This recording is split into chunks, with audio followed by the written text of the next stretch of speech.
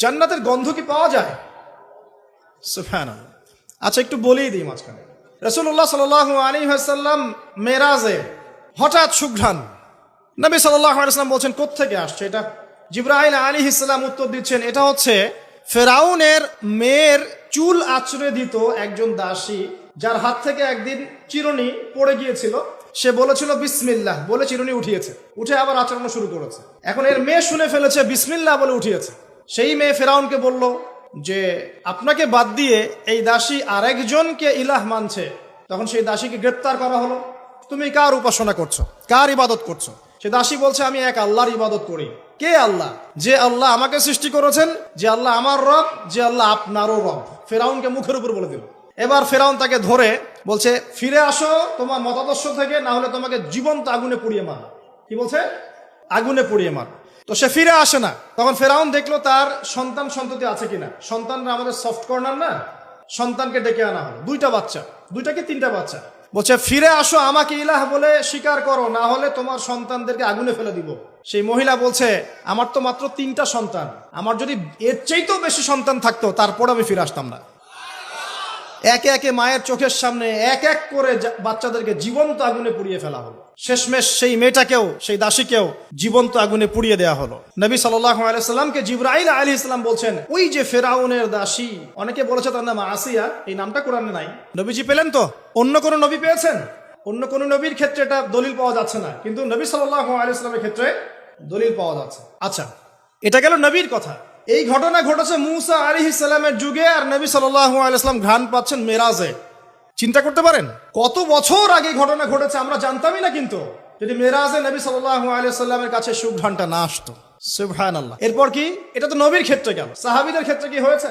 একজন সাহাবী যার নাম আনাস বিন নজর। কি নাম? আনাস বিন নজর। নামগুলো মনে রাখবেন। উহুদের মাঠে বিশাল যুদ্ধ হচ্ছে। আমরা জানি যুদ্ধের মধ্যে প্রথম দিকে মুসলিমরা প্রায় জয়লাভ করেই ফেলেছিল, কিন্তু একটা ভুল, অনলি একটা ভুল। কি ভুল? ওই জাবাল রুমার মধ্যে 50 জন তীরন্দাজ সাহাবীকে রেখে দেওয়া হয়েছে। নবীজি বলেছিলেন, আমরা যদি মরেও যাই, আমাদের গায়ের গোশত যদি পাখি এসে খাওয়া শুরু করে, তোমরা নামবে না এখান থেকে। বুঝতে পারছেন? কমান্ড। এটা হচ্ছে একজন নেতার আনুগত্য। কমান্ড, নেতার আনুগত্য কত বড় জিনিস দেখেন। তো যখন যুদ্ধ শুরু হয়ে গেল, হামজা রাদিয়াল্লাহু আনহু সহ অন্যান্য সাহাবীরা বীর বিক্রমে যুদ্ধ করলেন। অল্প কিছু সময়ের মধ্যেই কাফেররা পালানো শুরু করলো। যখন মুসলিমরা বীর দর্পে যুদ্ধ করে, কাফেররা পালিয়ে যায় না? যায় না? মুসলিমরা সবাই ঐক্যবদ্ধ যদি হতে পারতো, কোনো কাফেরের শক্তি ছিল নাকি ইসলামের দিকে চোখ তুলে তাকায়? আজকে আমরা যে বিভক্ত, আমরা বিভক্ত, আপোষে বিভক্ত, বিভিন্ন দলে মতাদর্শে বিভক্ত। আমাদের শক্তি কমে গেছে, হাওয়া বেরিয়ে গেছে। আমাদের যুবকরা এখন পর্নোগ্রাফি, এই গার্লফ্রেন্ড বয়ফ্রেন্ড কালচার, এই মাদক, এই জুয়া, এই জেনার পেছনে ছুটছে। আমরা নামাজ ছেড়ে দিচ্ছি, কোরআন ছেড়ে দিচ্ছি, মা বোনরা পর্দা ছেড়ে দিচ্ছেন। এই জাতি কি বিজয় লাভ করবে নাকি? আগে এই জায়গায় ঠিক করতে হবে, তারপর বিজয় আসবে ইনশাআল্লাহ তাআলা। আর বিজয় যে আসবে, এই বিষয়ে কোনো সন্দেহ আছে?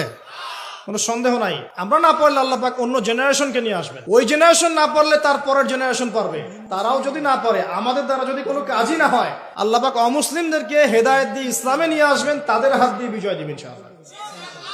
পৃথিবী সভ্যতা শুরু হয়েছিল একজন নবী দ্বারা, ইসলাম দ্বারা। সভ্যতা শেষও হবে ইনশাআল্লাহ তাআলা একজন নবী দ্বারা। সেই নবীর নাম কি? নবী ঈসা ইবনে মারইয়াম। মারা গেছেন না জীবিত আছেন? বহু মানুষ বিশ্বাস করে তিনি মারা গেছেন। আমরা কি বিশ্বাস করব? আল্লাহ পাক বলছেন, ওয়ামা কাতালুহু ওয়ামা সালাবুহু। তারা ঈসা ইবনে মারইয়ামকে হত্যাও করে নাই, ক্রুশবিদ্ধও করে নাই। বাল রাফাআহু আল্লাহু ইলাইহি, বরং আল্লাহ তাকে তার কাছে উঠিয়ে নিয়েছেন। তিনি কোথায় আসবেন? তিনি আসবেন সিরিয়ায়। কোথায়? এই যুদ্ধ চলছে তা সিরিয়ায়, দেখেন নাই? আর এখানে লক্ষ লক্ষ মানুষকে মারা হয়েছে, মা বোনদের ইজ্জত নেওয়া হয়েছে, বাচ্চাদেরকে হত্যা করা হয়েছে। এগুলো ইস্যু নিয়ে একটা টু শব্দ করার মতো সৎসাহস হয় নাই।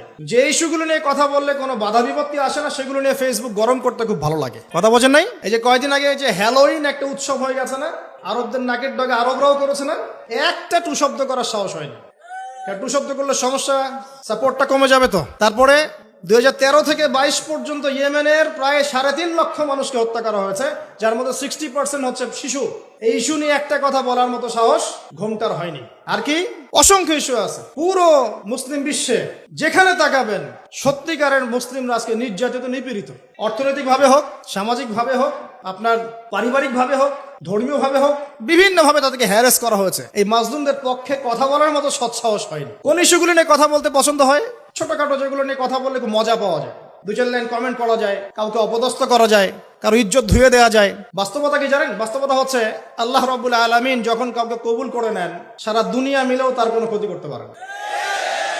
আরেকটা বড় কথা বলি, মানুষের একটা কথা আছে যে স্পিরিচুয়াল প্রেজেন্স, মানে আধ্যাত্মিক উপস্থিতি বলে একটা কথা আছে। মানুষের ব্যক্তিগত প্রেজেন্সের চাইতে স্পিরিচুয়াল প্রেজেন্সটা অনেক বেশি ইম্পর্টেন্ট। কি বুঝাচ্ছি?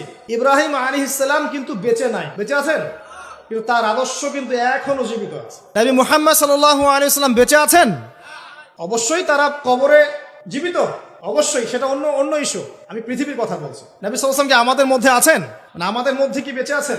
তার আদর্শ কিন্তু মরে যায় নাই। এমনকি আমরা যারা এখন অনেক বড় বড় নেতার আদর্শে আমাদের জীবন করি না, তারা কিন্তু কেউ বেঁচে নাই, বেঁচে আছে, তাদের আদর্শ কিন্তু মানুষ এখনো ফলো করছে। তো এটাকে বলে স্পিরিচুয়াল প্রেজেন্স, আধ্যাত্মিক উপস্থিতি। আল্লাহ পাক যাকে কবুল করবেন, যে হকপন্থী হবে ইনশাআল্লাহ তাআলা, সে যদি ফিজিক্যালি প্রেজেন্ট নাও থাকে, তার আধ্যাত্মিক উপস্থিতি জনগণকে পথ দেখাবে ইনশাআল্লাহ। কথা বুঝতে পারছেন? তো বিগার ইস্যুগুলো নিয়ে কথা বলার সৎসাহস হচ্ছে না। এখানে বলছিলাম যে তোমরা এই জাবাল রুমা থেকে নামবে না যদি আমাদের দেহটাকে পাখি খেয়েও ফেলে। সাহাবীগণ প্রথমে দেখলেন আমরা প্রায় জিতে যাচ্ছি, তারা নেমে আসলেন, বললেন আল গনিম আল গনিম। তখন একটা বিপর্যয় সৃষ্টি হলো। কি বিপর্যয়? খালিদ বিন ওয়ালিদ রাদিয়াল্লাহু আনহু 50 জন ঘোড়সাওয়ারকে নিয়ে পিছন থেকে এই সুযোগে আক্রমণ করলেন। পিছন থেকে আক্রমণ হলো, আর আবু সুফিয়ানের বাহিনী যারা পালিয়ে যাচ্ছিল এরা আবার ইউটার্ন করলো। এই দুই চাপে পিষ্ট হয়ে উহুদের মাঠে সাহাবায়ে কেরাম রাদিয়াল্লাহু আনহুদের মধ্যে প্রায় 70 জন বড় বড় সাহাবী শহীদ হয়ে গেলেন। কতজন? প্রায় 70 জন বড় বড় সাহাবী। তাদের মধ্যে আনসার সাহাবীদের আত্মত্যাগ ছিল বীরত্বপূর্ণ। এমনকি নবী সাল্লাল্লাহু আলাইহি ওয়াসাল্লামকেও সেদিন মার খেতে হয়েছে, দাঁত মোবারক শহীদ হয়ে গেছে, পায়ের মধ্যে আঘাত পেয়েছিলেন, এই ভ্রুর মধ্যে কড়া ঢুকে গিয়েছিল। তার পাশে মাত্র 9 জন সাহাবী ছিলেন যখন তাকে আক্রমণ করা হচ্ছে। একে একে সাহাবীরা শহীদ হতে লাগলেন। তালহা রাদিয়াল্লাহু আনহুর কথা বলা যায়, তিনি নবীজিকে নিজে ঘাড়ে করে নিয়ে উহুদ পাহাড়ের উপর উঠে গিয়েছেন, এত শক্তি ছিল তার গায়ে। আমরা যুব সমাজ কি শিক্ষা নেবে এখান থেকে? এভাবে মাদকের সাথে লাইফ লিড করলে তো হবে না। এভাবে যদি জেনা করলে তো আপনি ফিজিক্যালি স্ট্রং থাকতে পারবেন না, মানসিকভাবে স্ট্রং থাকতে পারবেন না। পর্নোগ্রাফিতে আসক্ত হলে তো আপনার শরীরে এনার্জি থাকবে না।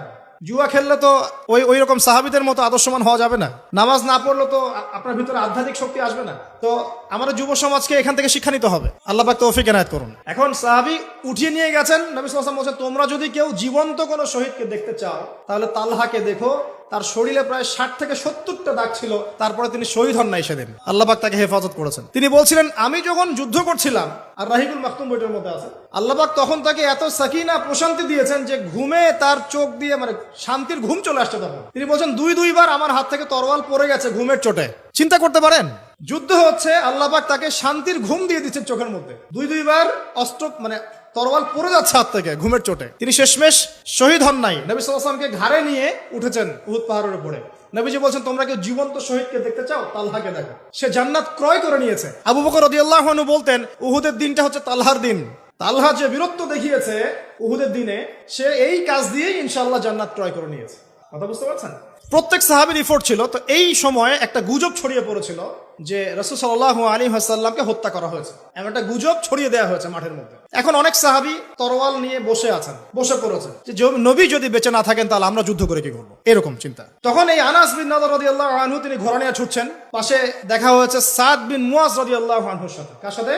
সাদ বিন মুয়াজ, আনসার সাহাবী, বিখ্যাত সাহাবী, যার জানাজার নামাজে নবী সাল্লাল্লাহু আলাইহি ওয়াসাল্লাম বলেছেন যে 70,000 ফেরেশতা জানাজার নামাজে উপস্থিত ছিল। সুবহানাল্লাহ। কোন সাহাবী? সাদ বিন মুয়াজ। মনে রাখবেন এগুলো। আমাদের যুবকদেরকে, আমাদের আইডলদেরকে তো চিনতে হবে, আমাদের অরিজিনাল সুপার হিরোদেরকে চিনতে হবে না। আমাদের সুপার হিরো কি নেইমার, মেসি নাকি? এইসব অহেতুক কাজে সময় নষ্ট করবেন না। টোটালি ওয়েস্ট অফ টাইম, সময়ের অপচয়। জুয়া টুয়া খেললে অর্থের অপচয়, আপনার যৌবনের অপচয়। সবচেয়ে বড় কথা হচ্ছে হায়াতটা নষ্ট হয়ে গেল। হায়াত নষ্ট হয়ে গেল। হ্যাঁ, খেলবেন, আমি তো খেলার পক্ষের মানুষ নাকি। খেলবেন যে খেলাতে আপনার ফিজিক্যাল উপকার আছে, ফরজ ওয়াজিব তরক হচ্ছে না। খেলতে গিয়েছেন, নামাজ মিস হলে খেলা চলবে না। ফিজিক্যাল স্ট্রাকচার ঠিক রাখার জন্য, স্ট্যামিনার বাড়ানোর জন্য, ফিজিক্যালি ফিট থাকার জন্য আপনি কায়িক খেলা কিছু খেলতে পারেন। এই খেলাগুলোর মধ্য দিয়ে আপনার ফরজ ওয়াজিবকে তরক করা যাবে না। এগুলো খেলা দেখতে বসলে আমাদের কোনো উপকার আছে? ফিজিক্যাল খেলছে ওরা আর আমরা গোল গোল করে চিল্লাচ্ছি, কোনো উপকার আছে? জাস্ট একটা চোখের ক্ষুধা, কিচ্ছু না। অথচ আপনি যদি সকালবেলা উঠে 10 রাউন্ড দিতেন পদ্মার পরে, উপকার ছিল। আধা ঘন্টা আপনারা যদি ফুটবল খেলতেন। একটা আয়াত থেকে কথা বলা শুরু করি। সূরা হুজুরাত পড়বেন, সূরা হুজুরাত। এই সূরার প্রথম 4টা আয়াত পড়লে বুঝতে পারবেন আল্লাহ রাব্বুল আলামিন সাহাবীদেরকে শিক্ষা দিচ্ছেন। কাদেরকে?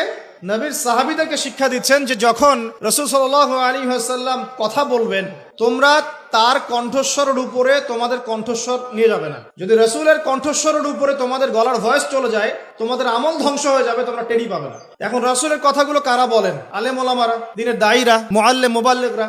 যে মজলিসে কোরআন এবং সুন্নাহর কথা হবে, আল্লাহ এবং তার রাসূলের কথা হবে, সেখানে উচ্চস্বরে কথাবার্তা বলা যাবে না। এটা আমার মত। এটা সরাসরি কোরআনে নাই, কিন্তু আমার মত এটা। উচ্চস্বরে অপ্রয়োজনীয় কোনো কথা চিৎকার চেঁচামেচি করা যাবে না। আমরা এখানে ইতমিনানের সাথে বসবো, হয়তো 1 ঘন্টা আলোচনা হবে। এই 1 ঘন্টা আমরা আপোষে কোনো কথাবার্তা বলবো না ইনশাআল্লাহ। মোবাইল ফোনে এত ব্যস্ত হওয়ার কোনো প্রয়োজন নাই। রেকর্ড হচ্ছে, আমাদের অফিসিয়াল মিডিয়া আছে ইনশাআল্লাহ, সময় মতো ইউটিউবে পেয়ে যাবেন ইনশাআল্লাহ। টেনশনে কিচ্ছু নাই। তখন ডাউনলোড করতে পারবেন, শেয়ারও করতে পারবেন।